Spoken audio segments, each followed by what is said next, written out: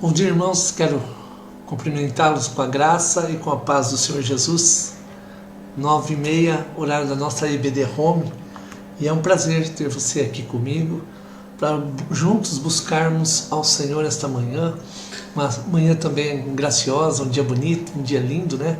A gente olha lá fora, aquele céu azul, e nós louvamos ao nosso Deus. Então quero iniciar orando e agradecendo a Deus. Vamos orar?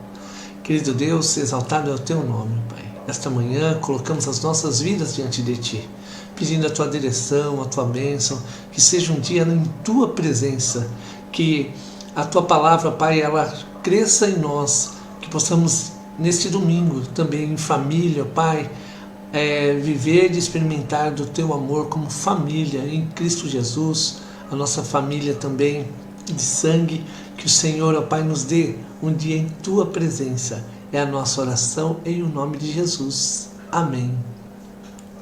Quero convidar você a abrir a palavra do Senhor. Se você ainda não pegou a sua Bíblia, convido você a pegar sua Bíblia e pegar a sua Bíblia e juntos estarmos lendo Salmos. Deixa eu habilitar aqui os meus salmos aqui para você.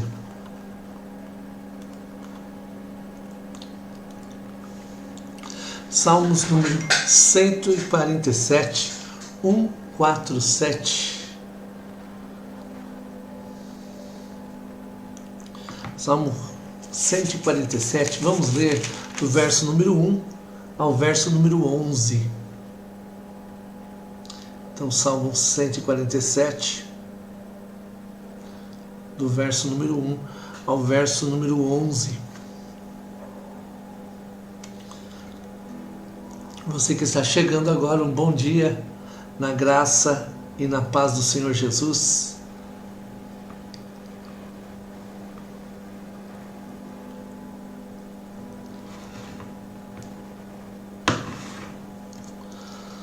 Diz assim a palavra do Senhor. Deixa eu segurar aqui que fica mais fácil. Diz assim a palavra do Senhor: louvai ao Senhor, porque é bom e amável cantar louvores ao nosso Deus.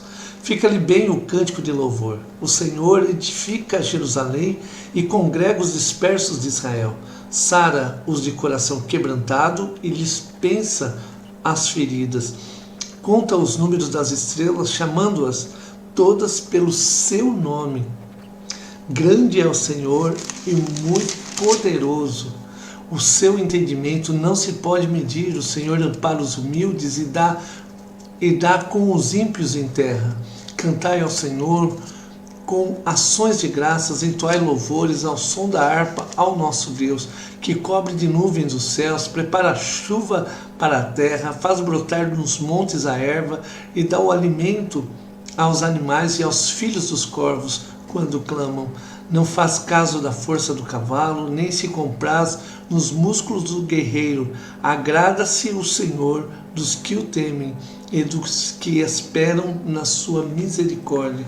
Agrada-se o Senhor dos que os temem e aqueles que esperam na sua misericórdia. Palavra boa esta manhã. Quero junto cantar com você um cântico antigo. A alegria está no coração de quem já conhece a Jesus. Vamos cantar juntos?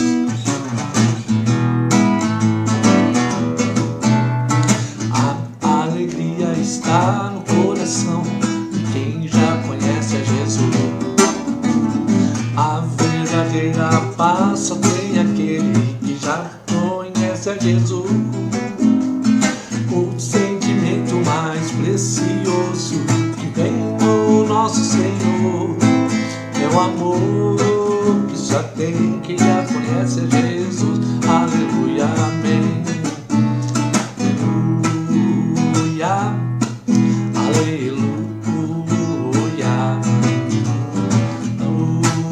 aleluia, aleluia, aleluia. O sentimento mais precioso que vem do nosso Senhor é o amor que só tem quem já conhece a Jesus. Aleluia, amém. Amém. glórias ao nosso Deus, exaltado é o nosso Senhor, e realmente a alegria que extrapola tudo que o homem pensa é a alegria que vem do alto, a alegria que vem do nosso Senhor, né? Amém. Hoje, o tema da nossa lição, o conceito de últimos dias. O conceito de últimos dias, nós vamos ler o texto base, que está lá em Joel, profeta menor. Joel capítulo 2, verso 28 ao verso número 32. Verso 28 ao verso número 32.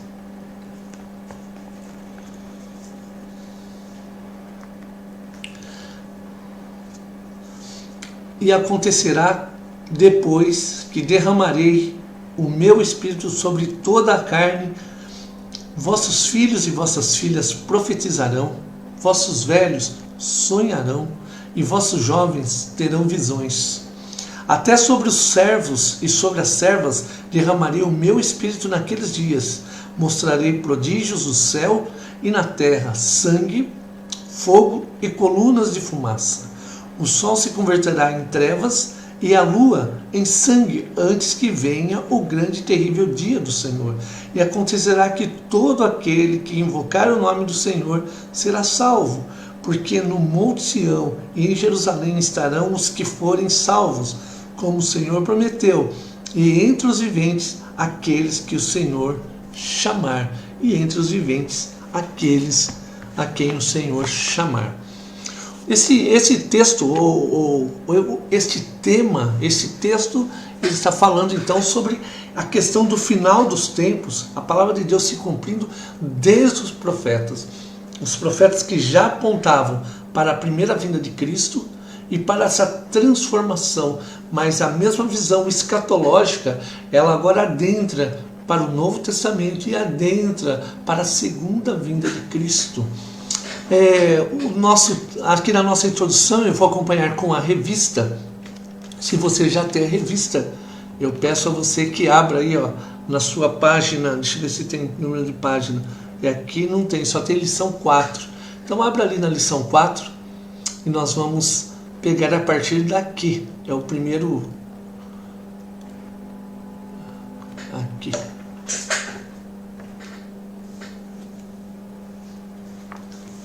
Então, aqui na minha introdução, ok? Então, a doutrina das últimas coisas.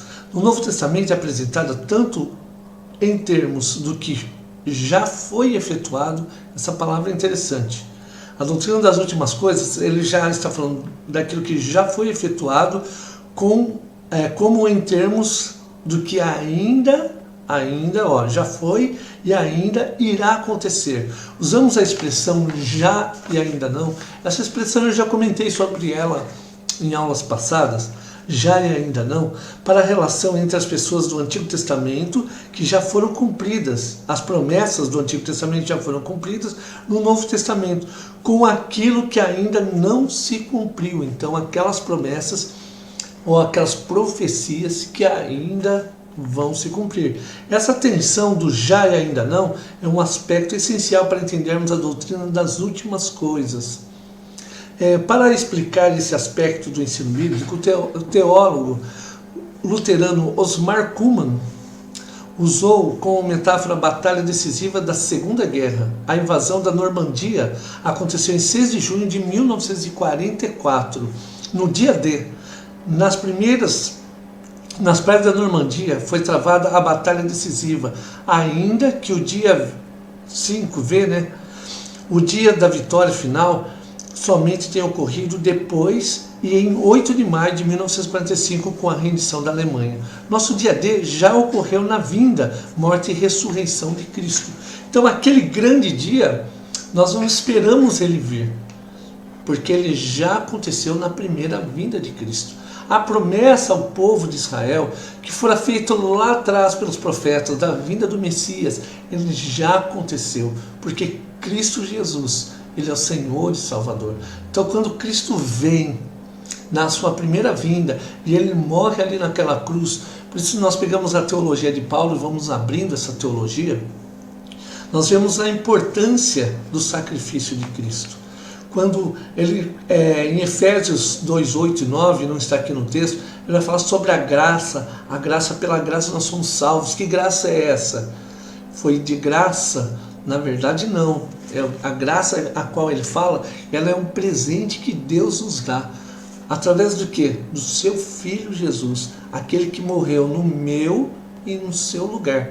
Por isso, o grande dia, o dia da vitória, ele não virá no final, quando Jesus vir buscar a sua igreja. Ele já aconteceu, porque o Senhor Jesus venceu a morte e ao terceiro dia ressuscitou. Por isso esse conceito é muito importante. Será que virá o dia da vitória? Não, é como o reino de Deus. Lembra que o reino ele inaugurou, mas ele ainda não está consumado? É o mesmo conceito, é a mesma visão, a qual em Cristo Jesus, esse conceito de últimos dias, ele acontece lá no início. Em Cristo Jesus vai se cumprindo o que os profetas dizem, e em Cristo Jesus se cumprirá totalmente quando ele voltar. O dia V, o dia da vitória, quando o inimigo será derrotado total e finalmente o reino será manifestado plenamente. Essa palavra, a palavra que ele usou aqui, o autor, plenamente, é porque novamente voltamos a esse conceito, que o reino ainda ele está presente, mas ele não foi consumado ou concretizado por completo. Por quê? Ele ainda aguarda, como a natureza aguarda e geme por isso, aguarda o dia da redenção que virá do alto, onde o Senhor virá buscar a sua igreja. Como afirmou Hueckmann, na era do Novo Testamento, as bênçãos espirituais desfrutadas são mais abundantes do que no Antigo Testamento. Então as bênçãos do Novo, elas são maiores. Elas são maiores. Por quê? Com Cristo, agora nós temos a chegada desse reino de Deus, onde a cura, a transformação, o próprio Jesus, os milagres, a ressurreição de mortos, né, como Lázaro que foi ressuscitado. Nós vemos que os sinais do reino no Novo Testamento, eles são evidentes. O conhecimento do plano redentor de Deus está largamente enriquecido. A fé do crente do Novo Testamento está muito aprofundada, e sua compreensão das dimensões do amor de Deus, conforme revelado em Cristo, está imensuravelmente fortalecida. No entanto, há uma expectativa por bênçãos ainda maiores que estão por vir. Assim como no Antigo Testamento, o Novo Testamento possui uma visão fortemente orientada para o futuro, que é o nosso Apocalipse, né? Deste modo, o crente do Novo Testamento está cônscio de que o grande evento predito no Antigo Testamento já havia acontecido. No entanto, outra série de significativos eventos futuros ainda está por vir. Para que possamos entender melhor esse assunto, precisamos responder algumas perguntas como: qual o evento central predito no Antigo Testamento que já aconteceu? Então, a vinda de Cristo já foi respondida. É o evento central, o qual já aconteceu. Já estamos nos últimos dias. Se nós pensarmos que os últimos dias ele iniciou lá atrás, nós estamos. Qual a diferença entre últimos dias e o último dia?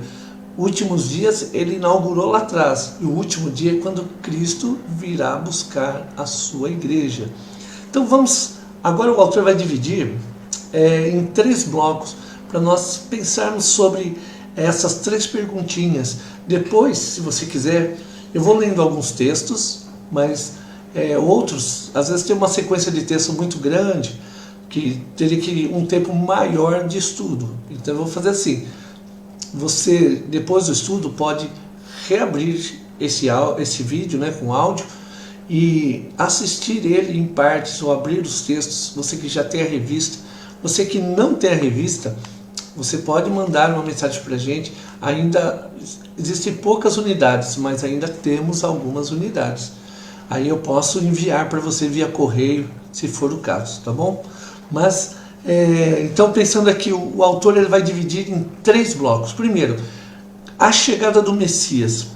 A vinda de Cristo ao mundo é o cumprimento da expectativa escatológica central do Antigo Testamento. Olha lá, novamente respondendo a pergunta. Qual a expectativa central do Antigo Testamento? A vinda do Messias. Quando você pega a figura da Páscoa, na Páscoa nós tivemos há 2 acampamentos atrás, nós tivemos a ceia, o jantar da ceia, celebrando a Páscoa. E quando nós sentávamos à mesa, nós pegamos o ritual judaico para poder aprender o que significavam os elementos. Não foi um tempo de crescimento e ensino, mas havia também um momento, naquele momento da mesa, o qual aguarda-se, no jantar aqui da Páscoa, aguarda-se a chegada do Messias, que a porta está entreaberta. E o menino vai perguntar: pai, por que a porta está aberta? Aí o pai vai explicar que eles aguardam o Messias. Então no Antigo Testamento essa visão é muito forte, então de aguardar a vinda do Messias. Então aquele que é prometido, o Salvador, aquele que reinaria, ou reinará, né? Ou para nós cristãos que já reina, né? Sobre todas as nações. Continuando aqui, na época de Jesus já existiam falsos messias. Portanto, qual seria a marca do Messias verdadeiro? A resposta a marca, ou esta credencial, talvez seria. Então, qual seria o que ia diferenciar o verdadeiro do falso? Isaías já havia profetizado séculos antes que o Messias teria sobre si o Espírito Santo para dar sabedoria. Então, o profeta Isaías, ele já traz essa primeira marca. Vamos abrir lá Isaías capítulo 11, o verso número 2.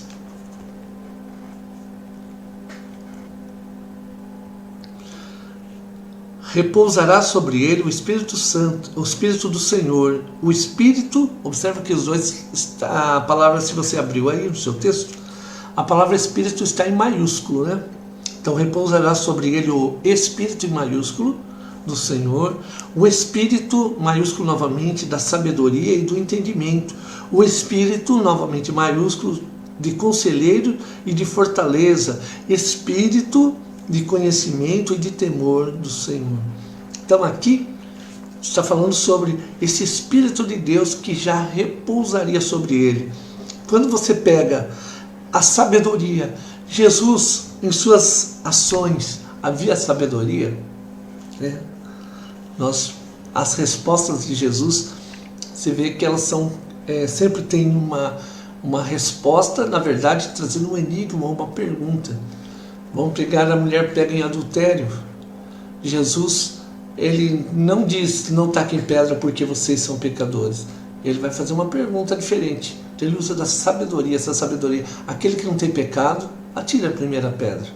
Porque ele sabia que todos aqueles que estavam ali acusando também tinham coisas a acertar, coisas a fazerem.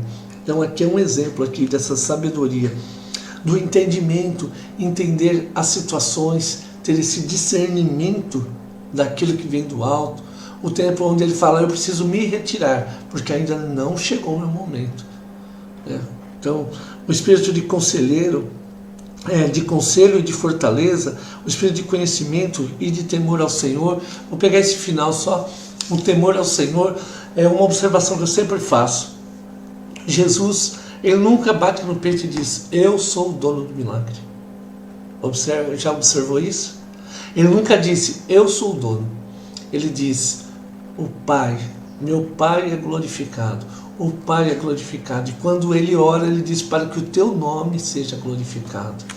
Então, Jesus, ele de uma forma espantosa, né? Porque é muito além da nossa humanidade, né? Então esse conhecimento e também esse poder no Espírito Santo de Deus. Os fariseus, escribas e doutores da lei faziam perguntas capciosas para colocar Jesus à prova. No entanto, Jesus as respondia muito bem, de forma clara e sábia, pois o espírito da sabedoria estava e do conhecimento estava sobre ele. Então esse espírito da sabedoria e do conhecimento. O espírito estaria sobre o Messias para purificar também. Olha só, ainda com o texto aberto aqui no livro de Isaías, mas pula para o capítulo 4 agora. Capítulo 4, verso número 4 também.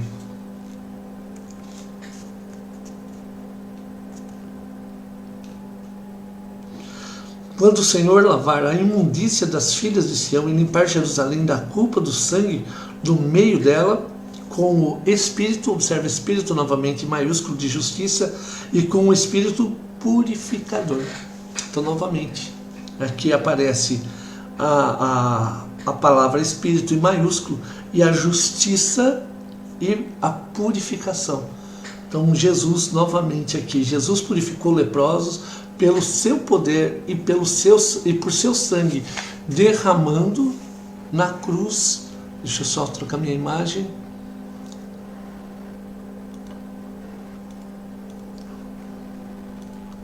Então, derramando na cruz, purificou os eleitos de toda iniquidade. Então, você agora pulando para o Novo Testamento, agora a gente vai lá ao livro de Colossenses. Novamente, nós observamos sempre essa questão a ligação do Antigo com o Novo Testamento, né? Por isso que nós estamos no Isaías, profeta Isaías, e agora já pulou aqui para a carta aos Colossenses, né? Então, Colossenses 6, de 9 a 11.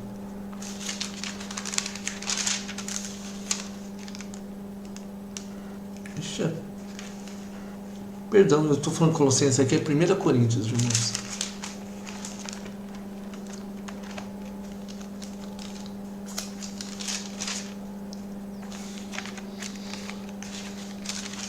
Primeira Coríntios 6, de 9 a 11.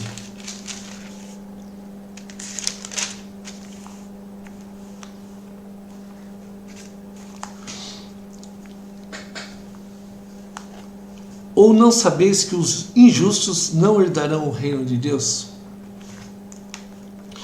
Não vos enganeis, nem impuros, nem idólatras, nem adúlteros, nem efeminados, nem sodomitas, nem ladrões, nem avarentos, nem bêbados, nem maldizentes, nem roubadores herdarão o reino de Deus. Tais fostes alguns de vós, mas vós vos lavaste, mas fostes santificados, mas fostes justificados em o nome do Senhor Jesus Cristo e no Espírito, olha só, Espírito em maiúsculo de novo, do nosso Deus. Então aparece novamente a figura aqui, o Espírito Santo, sempre em maiúsculo aparecendo aqui. Assim somos chamados para andar na luz e manter comunhão uns com os outros, certos de que o sangue de Cristo nos purifica de todo pecado. Também João, você pode pular lá para João, capítulo 1, o verso número 7. 1 João, capítulo 1. Lá no finalzinho da sua Bíblia, 1 João, capítulo 1, o verso número 7. Se, porém, andarmos na luz, como Ele está na luz, manteremos comunhão uns com os outros, e o sangue de Jesus, seu Filho, nos purifica de todo o pecado. Então aqui aparece a figura da purificação, a purificação o qual somente o Espírito de Deus pode nos trazer. O Espírito Santo estaria sobre o Messias também para libertar. Então essa libertação, se você voltar lá atrás no livro de Isaías, você vai abrir agora Isaías 61,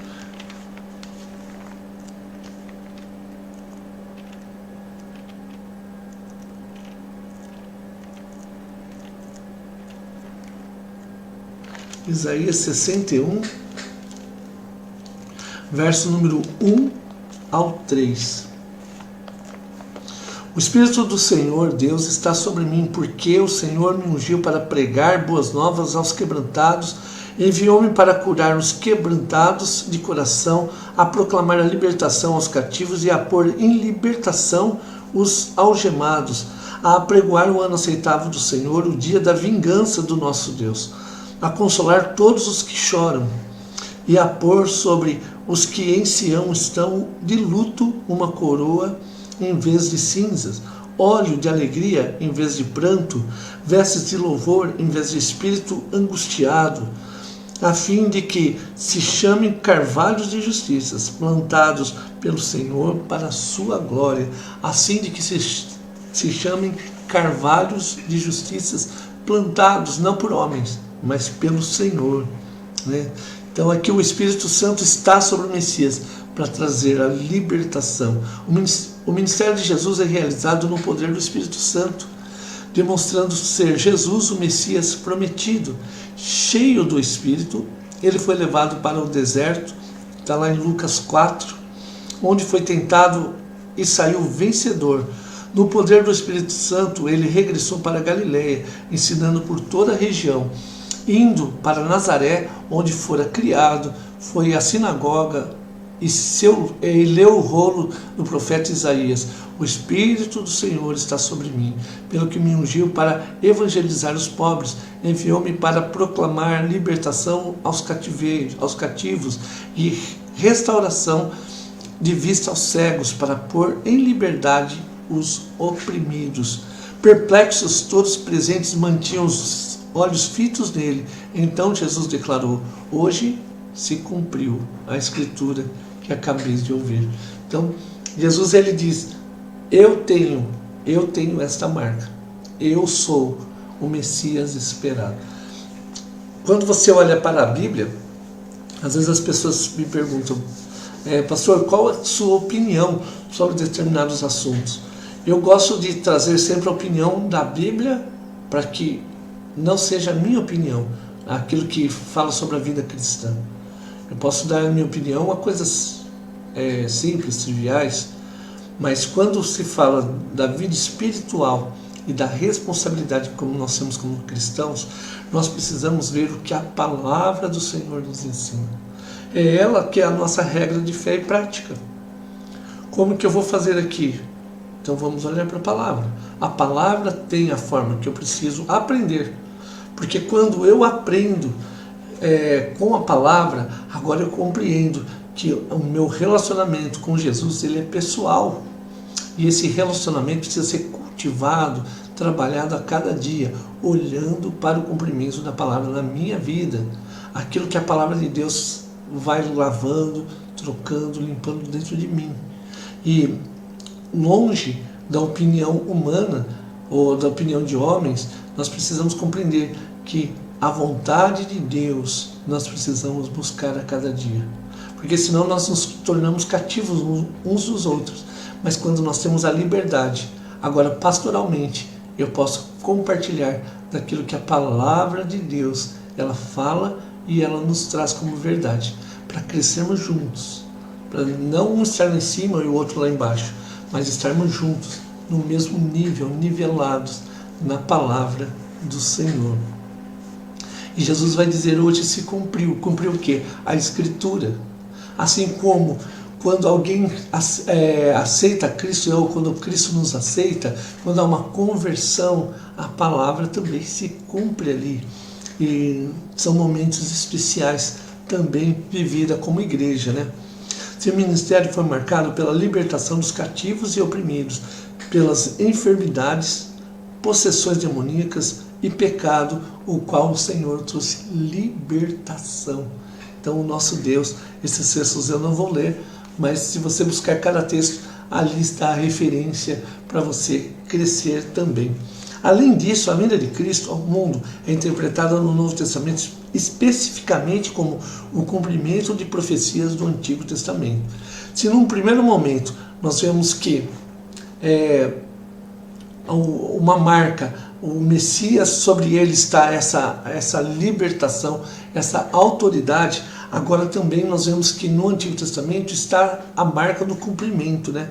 Por exemplo, no Evangelho de Mateus, o nascimento de Jesus da Virgem Maria está apresentado como um cumprimento, no meu aqui até marquei, até risquei, cumprimento da predição encontrada em Isaías. Então se você vai lá em Mateus 1, 20 ao 23, vamos abrir lá? Mateus capítulo 1, do 20 ao 23.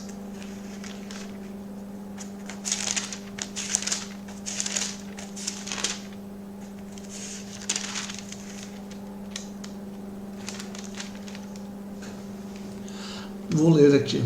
Enquanto ponderava nessas coisas, eis que lhe apareceu em sonho um anjo do Senhor, dizendo: José, filho de Davi, não temas receber Maria, tua mulher, porque nela foi gerado, o que nela foi gerado é do Espírito Santo. Olha novamente aqui, Espírito maiúsculo. Ela dará à luz um filho e lhe porás o nome de Jesus, porque ele salvará o seu povo dos pecados deles. Ora, tudo isso aconteceu para que se cumprisse o que fora dito pelo Senhor por intermédio do profeta. Olha aqui, por intermédio do profeta. Eis que a Virgem conceberá e dará à luz a um filho, e será chamado pelo nome Emanuel, que quer dizer Deus conosco. Então, detalhes sobre essa vinda, sobre a vida de Jesus, preditos no Antigo Testamento, foram cumpridos no Novo Testamento. Seu nascimento em Belém, agora você vai achar lá Mateus, Miqueias, a fuga para o Egito, sua rejeição pelo seu povo, sua entrada triunfal em Jerusalém, a traição por 30 moedas de prata, sua morte pregado numa cruz, o fato de os soldados lançarem sorte sobre as suas vestes, o fato de nenhum de seus ossos ter sido quebrado, o fato de que ele deveria ser sepultado com o rico, sua ressurreição e sua ascensão. Esse texto eu marquei aqui na minha revista para que você depois volte. Então são vários textos, você pode ler cuidadosamente e é uma boa leitura para a semana. Aqui já existe uma sugestão de leitura, mas eu vou dizer para você, recapitule a lição lendo esses textos com mais calma, para que você também aproveite melhor esse tempo. E também o nosso tempo aqui é um pouquinho mais curtinho. Logo vem a EBD Home, o Devocional Kids, e o nosso tempo fica curtinho para não avançar sobre o horário das crianças. Mas você pode ler depois. Se num primeiro momento aqui, o primeiro item que eu falei de 3 foi a chegada do Messias, agora o segundo item, já estamos nos últimos dias. Está aqui, nessa segunda coluna aqui do meu ladinho. O cumprimento da expectativa central do Antigo Testamento, a vinda do Messias, os escritores do Novo Testamento tinham consciência de que já estavam vivendo nos últimos dias. Então veja só, os seguidores, os escritores do Novo Testamento, eles imaginavam, até mesmo os discípulos, que já estavam vivendo esse último tempo, esses últimos dias. E o apóstolo Paulo, se você pega o ministério dele, ele inicia achando que essa volta de Cristo é iminente, já está acontecendo, Jesus já vai voltar. E depois, à medida que ele vai amadurecendo, ele vai vendo que o que o Senhor está falando ainda vai levar um tempo. Não está no tempo de Paulo, mas está no tempo do próprio Deus. Assim também para as nossas vidas. Está no tempo de Deus, não no nosso tempo. Por isso não nos cabe a previsão de qual dia será, mas nos cabe olhar os sinais que mostram que essa vinda ela está cada dia mais perto, porque os sinais vão se cumprindo. Os incrédulos, atônitos ao verem e ouvirem os discípulos falando em outras línguas, acusaram-nos de estarem embriagados. Esse momento é onde é a descida do Espírito Santo. E aquelas pessoas que não tinham essa compreensão do cumprimento do que Joel falava, ali eles vão fazer o que? Vão olhar e vão dizer, estão todos bêbados, né? Quanto a isso, Pedro respondeu, esses homens não estão embriagados, como vindes pensando, sendo esta a 3ª hora do dia, mas o que ocorre é o que foi dito por intermédio do profeta Joel. E acontecerá nos últimos dias, diz o Senhor, que derramarei do meu Espírito sobre toda a carne. Vossos filhos e vossas filhas profetizarão, vossos jovens terão visões e sonharão vossos velhos. Esse texto onde Pedro está falando está em Atos, capítulo 2, 15 a 17, que é o mesmo do texto base que nós lemos no começo. Quando Pedro cita essas palavras e as explica ao evento recém-ocorrido, o que ele está de fato está dizendo é: nós estamos, grifei no meu aqui, nos últimos dias agora, porque está se cumprindo a profecia. Com Paulo encontramos um conceito similar. Em Gálatas 4:4, ele indica que Jesus veio ao mundo na plenitude dos tempos, ou quando o tempo tinha plenamente chegado. Quando Paulo declara que Cristo apareceu na plenitude do tempo, está inferindo que o grande ponto central da história chegou. Ele está dizendo, o grande ponto chegou. Por isso que agora há a plenitude do tempo. Ali está, tudo se completa. Que a profecia do Antigo Testamento se cumpriu. Chegou o tempo dessa profecia. Paulo usa a expressão equivalente fim dos séculos, né, que nós vimos últimos dias, fim dos séculos. Em 1 Coríntios ele vai usar esse termo. Olha só.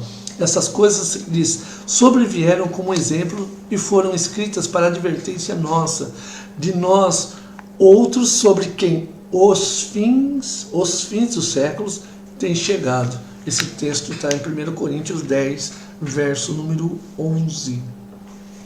O autor de Hebreus escreve, ora, nesse caso seria necessário que eles tivessem sofrido muitas vezes desde a fundação do mundo.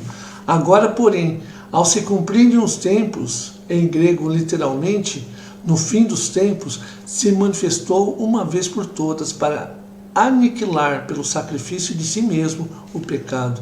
Então, está dizendo que Jesus, se a profecia não tivesse se cumprido lá atrás, ele teria que vir e continuar sofrendo. Mas ele está dizendo que Jesus aniquilou de uma única vez por todos.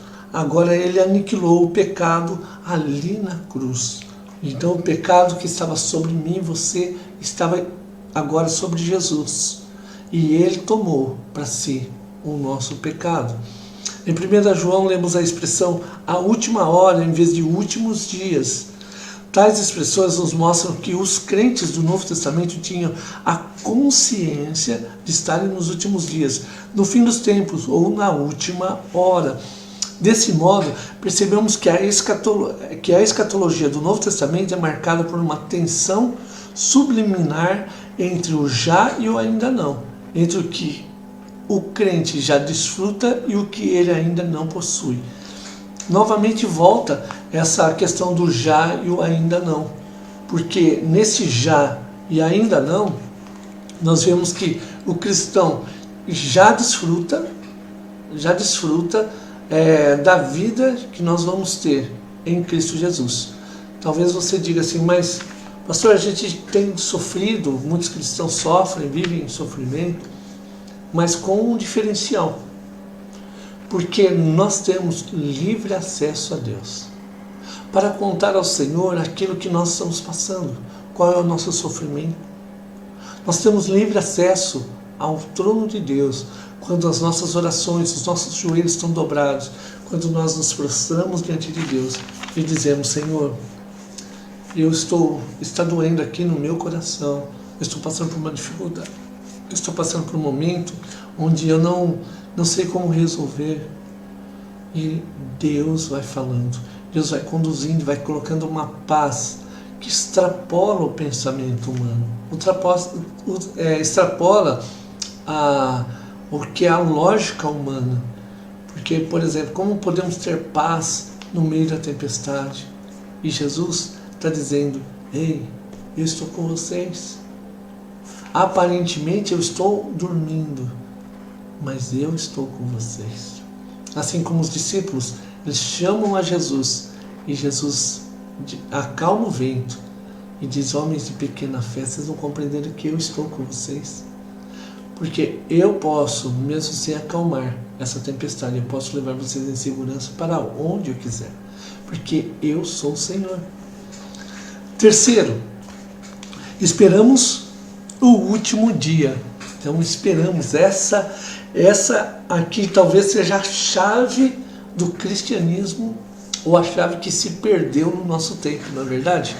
Hoje muitas igrejas ou muitas pessoas falam tanto de bênçãos, preciso receber bênçãos, como que eu estou, e que não sei o quê. Agora, vou falar para você, por mais que a gente queira e necessite receber bênçãos ou situações materiais, nada pode nos tirar ou tirar os nossos olhos da segunda vinda de Cristo, que é a nossa esperança, é a esperança da igreja.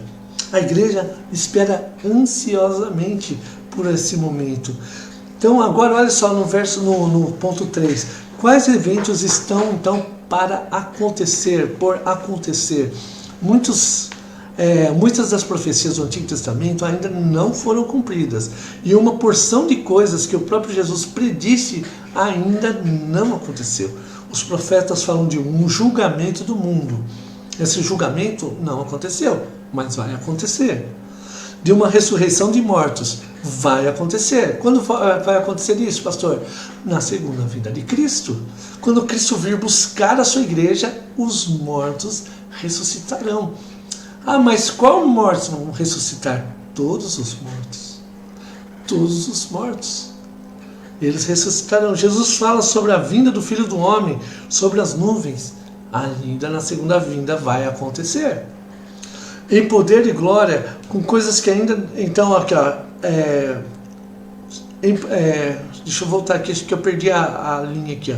Jesus fala sobre a vinda do Filho do Homem, sobre as nuvens, em poder e glória. Coisas que ainda não aconteceram.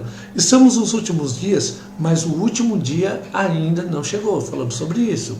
A percepção de que haverá uma era futura distinta pode ser entendida em várias passagens nas quais as duas eras, presentes e futura, são mencionadas conjuntamente.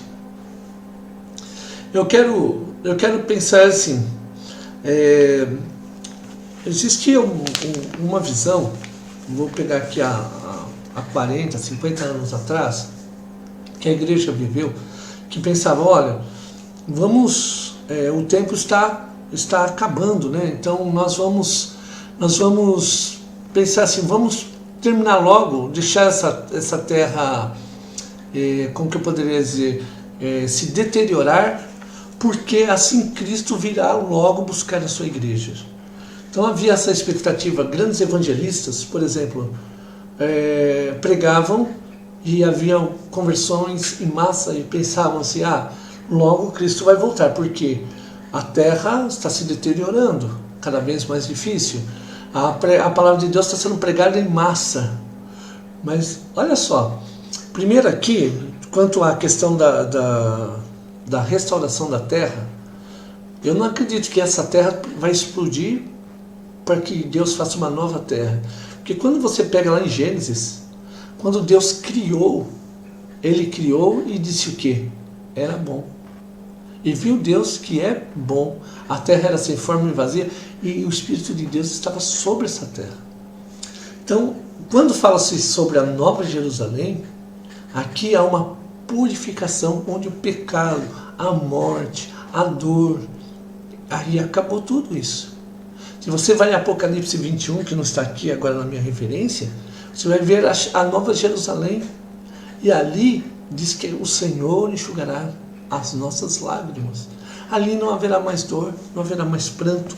Então não acredito numa terra como era pregada há um tempo atrás, que precisava ser deteriorada para Cristo vir buscar a sua igreja, e porque essa terra ia ser destruída. Não creio dessa forma. Creio que essa terra será restaurada, e o pecado que está nela, que já foi vencido na cruz, ele será aniquilado, porque ele só foi vencido, mas ainda ele está aí. Ele será aniquilado de uma vez para todas. Quando você olha para os textos, vamos abrir esses textos, são interessantes. Lucas, capítulo 20.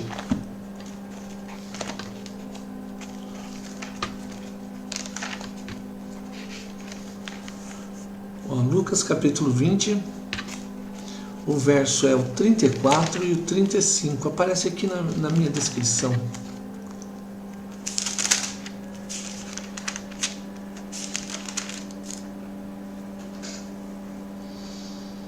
Então, lhes acrescentou Jesus. Então aqui é o próprio Senhor Jesus acrescentando. Os filhos desse mundo casam-se e dão em casamento, ou seja, vivem a sua vida cotidiana, mas os que são ávidos por dignos de alcançar a era vindoura e a ressurreição dentre os mortos não casam, nem se dão em casamento, pois não podem mais morrer, porque são iguais aos anjos e são filhos de Deus, sendo filhos da ressurreição. Então, quando aqui Jesus está falando sobre o relacionamento, como que é esse relacionamento na próxima vida? A gente não vai ter mais essas coisas que eu e você esperamos, porque agora tem uma conotação diferente. Você quer ver aqui o próximo texto? Mateus 12, 32.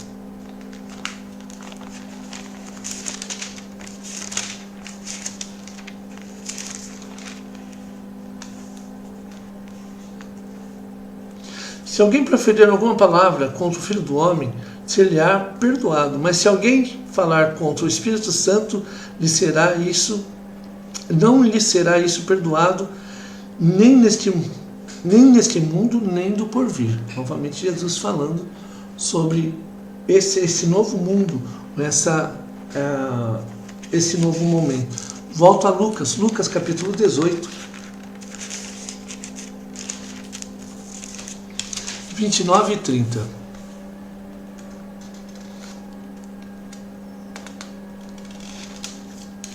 Respondeu Jesus: em verdade vos digo que ninguém há que tenha deixado casa, ou mulher, ou irmãos, ou pais, ou filhos, por causa do reino de Deus, que não receba no presente muitas vezes mais, e no mundo por vir a vida eterna.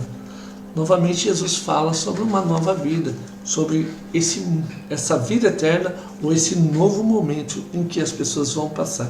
A partir de passagens como essas, fica claro que os escritores do Novo Testamento aguardavam uma era vindoura que viria seguir-se à presente era. Então, sim, haveria uma nova era. No Novo Testamento, faz distinção entre as expressões últimos dias e o último dia. Em seu sermão no dia de Pentecostes, Pedro disse que o período introduzido pelo derramamento do Espírito Santo constitui os últimos dias. Em outras palavras, nós estamos nos últimos dias agora. Quando a expressão é encontrada no singular, o último dia, ela não se refere à presente era, mas sempre à era do porvir, geralmente ao juízo ou ao dia da ressurreição. Lemos, portanto, a vontade de quem me enviou é esta, que nenhum eu perca de todos os que me deu. Pelo contrário, eu o ressuscitarei no último dia. Me lembrou o cântico o hino do coral, eu ressuscitarei no último dia. Podemos identificar em outras passagens do Novo Testamento expressões similares. Agora que novamente tem vários textos. Desse modo, estamos nos últimos dias e aguardamos o último dia. Vamos pular um pouquinho para baixo. Próximo parágrafo. A primeira vinda de Cristo é a garantia e penhor da segunda vinda. A singularidade da escatologia no Novo Testamento reside no fato de que ela é uma espera de uma consumação futura dos propósitos de Deus, baseado na vitória de Cristo no passado. O gráfico exibido por Anthony Hoekman nos ajuda a compreender melhor esse esquema escatológico que é apresentado na Escritura. Esse gráfico ele aparece aqui na minha borda, lá embaixo.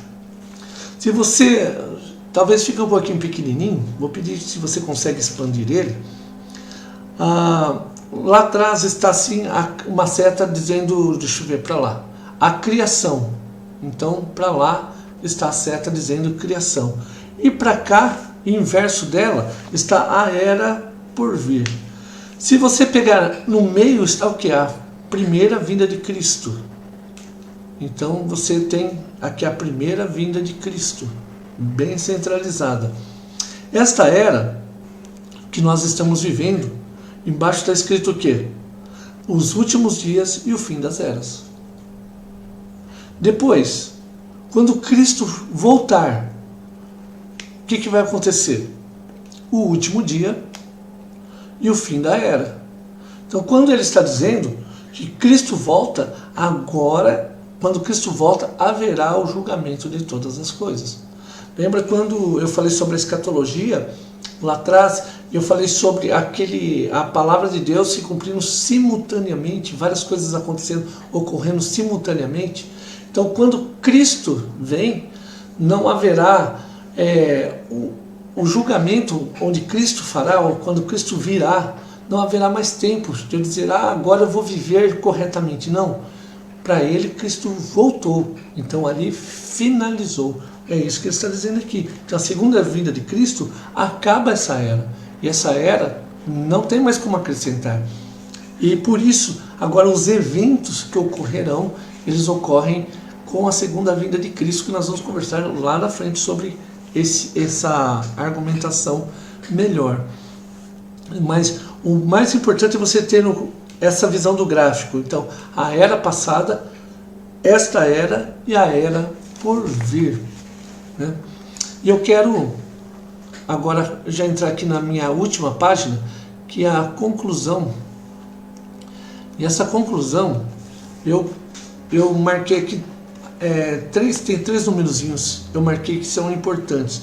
Concluímos então que a natureza da escatologia do Novo Testamento pode ser resumida sob essas 3 observações. A primeira delas: o grande evento escatológico predito no Antigo Testamento já aconteceu. Então, quanto à escatologia, a vinda de Cristo já aconteceu. Isso é um fato importante. Então, eles estão falando sobre a segunda vinda de Cristo? Não, eles estão falando sobre a vinda de Cristo. E esse fato aconteceu. Aquilo para que os escritores do Antigo Testamento representavam um movimento é visto agora como envolvendo 2 estágios: a presente era e a era futura. Então, quando eles estão olhando, principalmente se pega o livro de Daniel, eles estão olhando para o cumprimento nessa presente era e agora a consumação também na era futura. Nós vimos Joel falando, o profeta Isaías falando então sobre aquilo que está acontecendo atualmente e aquele que acontecerá no final, quando Cristo vir buscar a sua igreja. Terceiro, a relação entre os 2 estágios escatológicos é que as bênçãos da era presente são penhor e a garantia de bênçãos maiores do porvir. Então, quando você fala sobre a escatologia ou as coisas dos últimos dias ou dos últimos tempos e as bênçãos da era presente, elas são o que? A nossa garantia, a nossa certeza que Cristo, quando nós experimentamos de Deus a cada dia, quando nós temos essa paz que eu comentei, ou quando nós somos cuidados, curados, sarados na nossa psique, na nossa alma, nós vemos que são marcas ou penhor de que a era, agora Cristo, a era presente e a segunda vinda de Cristo é uma realidade a qual nós vamos desfrutar no futuro, né? E uma aplicação: o espírito ceticista tem minado a fé na consumação dessa era, como descrito na Bíblia. Então, quando você pensa, mas tem tanta gente que não acredita em Deus, ou então acha que Cristo não irá voltar. Agora você pensa o seguinte: quando você olha para a palavra de Deus, a fé no final aumenta ou haverá deixa eu pensar qual seria a palavra, haverá uma efervescência da palavra de Deus ou não? A palavra de Deus diz que não. Diz que, na verdade, as pessoas, se Cristo não viesse buscar a sua igreja, não haveria fé sobre a terra. Então nós vemos cada vez mais, eles usam o termo ceticismo, nós vemos que muitas vezes nós estamos vivendo, mas não crendo, né? Nós vemos um mundo que não crê, um mundo que crê na sua própria vontade, olha para o seu próprio umbigo. E hoje tenta viver mais... Deixa eu pensar aqui também como que eu poderia dizer isso. Vive um evangelho que mais para dentro do que para fora. Talvez seja essa forma de ver.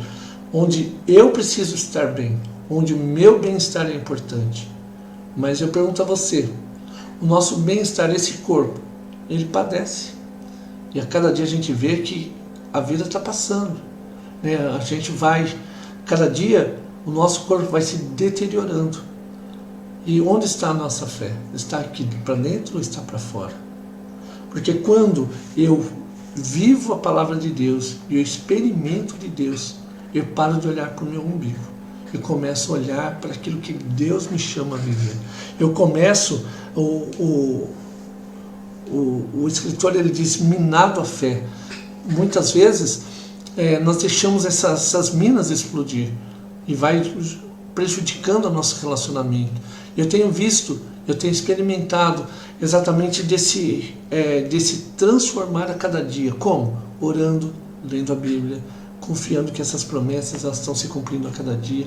E a palavra de Deus é fiel para que o meu coração seja fortalecido, não só agora, mas na era que se virá pela frente. Então que Deus abençoe você ricamente, que você possa trazer esse conceito de últimos dias não como um medo. Eu tenho falado sobre isso, não como um medo, mas como uma responsabilidade, um sinal de alerta. Quando eu passo no semáforo, eu vejo se vai ficar amarelinho, que o sinal vem aquele contadorzinho, né? Vai descendo verde. Eu vi que vai ficar amarelo, já sei que é um alerta, eu preciso parar antes. Então eu já vou diminuindo, eu vou me preparando para aquilo que virá. Assim também, tendo esse conceito dos últimos dias, nós guardamos e preservamos a nossa fé. Nós guardamos e nos preparamos para esse grande encontro com o Senhor. Que Deus te abençoe, que dê um domingo abençoado e recheado de coisas boas. Aproveite bastante a família, esse tempo para conversarmos, para crescermos. É um tempo especial também que Deus tem nos dado. Então um grande abraço, fica com Deus. E se você tiver alguma pergunta, não entendi tal parte, manda nos comentários, manda no inbox, manda no WhatsApp. Eu vou ter maior alegria em responder e conversar com você. Tá bom? Deus te abençoe.